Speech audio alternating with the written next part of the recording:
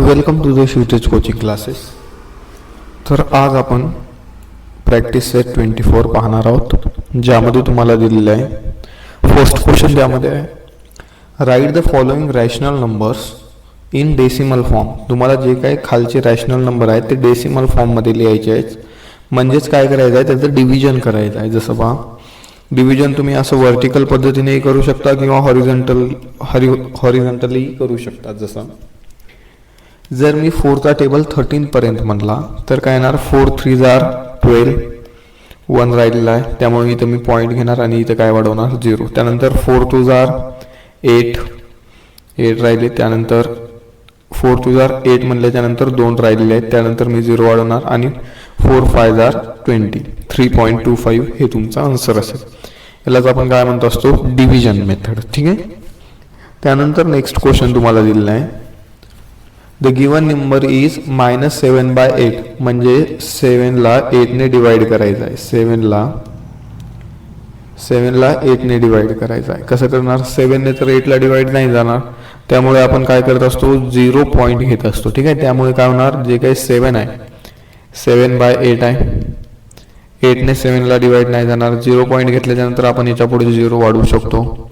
त्याच्यानंतर काय येणार, 8 8 जार 64, 70 - 64 म्हणजेच किती उरले 6. ठीक आहे. 6 उरल्याच्या नंतर इथं नंतर 0 वाढवणार, त्यानंतर काय येईल, त्यानंतर आपलं आन्सर येईल 8 7 जार 56, 8 7 जार 56 उरले 4, त्यानंतर 0 घेणार. ठीक आहे. नंतर 8 5 जार 40, हे काय असणार तुमचं फायनल आन्सर 0.875 आणि -7ला असल्यामुळे याचा आन्सर सुद्धा मायनसमध्ये असेल. हे तुमचं फायनल आन्सर असणार आहे. त्यानंतर तुम्हाला नेक्स्ट क्वेश्चन दिलेला आहे 7 3/5. म्हणजे याला कसं करणार, 7 3/5 जो आहे त्याला तुम्ही काय करणार, अगोदर फ्रॅक्शनमध्ये त्याला आणणार. ठीक आहे. मिक्स फ्रॅक्शनचं फ्रॅक्शनमध्ये कन्वर्ट करणार. कसं करणार, 7 × 5, 7 5 जार 35, 35 + 3 38, 38/5 म्हणजेच काय, 5 ने 38ला आपण डिवाइड करणार. काय येणार आहे आन्सर, 5 7 जार 35 उरले 3, पॉईंट दिला 0 घेतला. ठीक आहे. त्यानंतर काय येणार, 5 6 जार 30, 7.6 हे तुमचं फायनल आन्सर असेल. कशाचं, 7 3/5. क्लिअर आहे. आय होप हे क्लिअर असेलच तुम्हाला. त्यानंतर नेक्स्ट क्वेश्चन तुम्हाला दिलेला आहे 5/12. 5/12, 12ने 5ला डिवाइड नाही जाणार, त्यामुळे काय घेणार आपण 0 पॉईंट घेतल्यानंतर इथं 0 वाढणार. त्यानंतर काय 12 4 जार 48, 12 4 जार 48, 50 - 48 म्हणजेच 2. त्यानंतर अजून 0 वाढवणार, 12 1 जार 12, त्यानंतर उरले 8. त्यानंतर काय येणार, त्यानंतर आन्सर येईल इथे बा काय आलेला आहे, इथपर्यंत आपण आलो. त्यानंतर जे तुमचं पुढचं आन्सर असेल 6, आणि 6 हे रिपीट होत जाणार. ठीक आहे.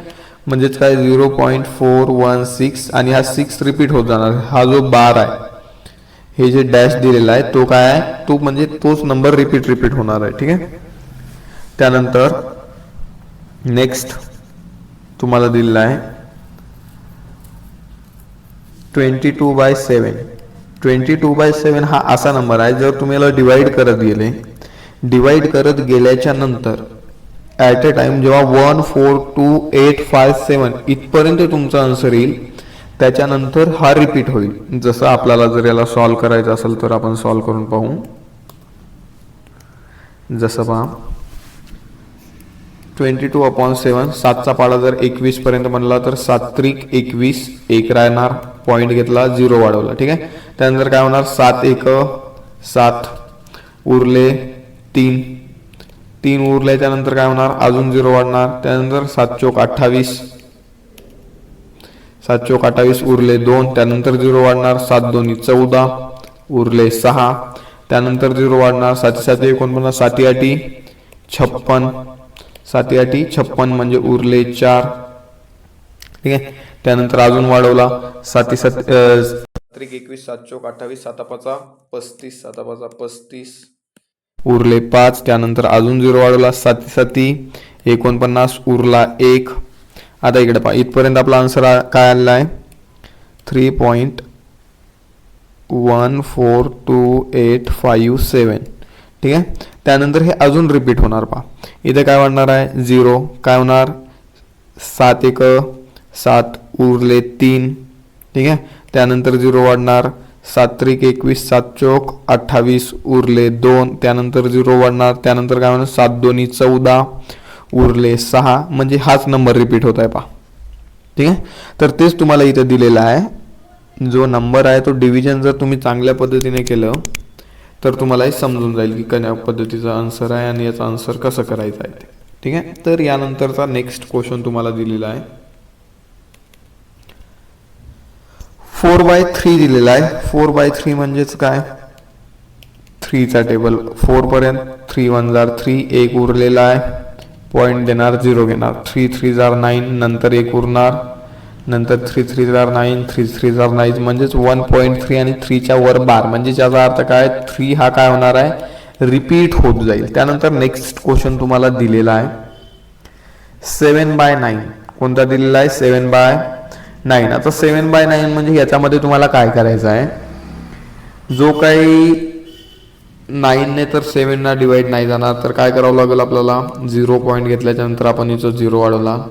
त्यानंतर 9चा पाडा म्हणणार आपण 9 त्रिक 27 9 चौक 36 9 5 55 9 6 54 9 7 63 9 8 72 मोठे होत आहेत त्यामुळे 9 7 63. जेव्हा 70 मधून 63 मायनस होतात 7 राहतात 7 राहिले.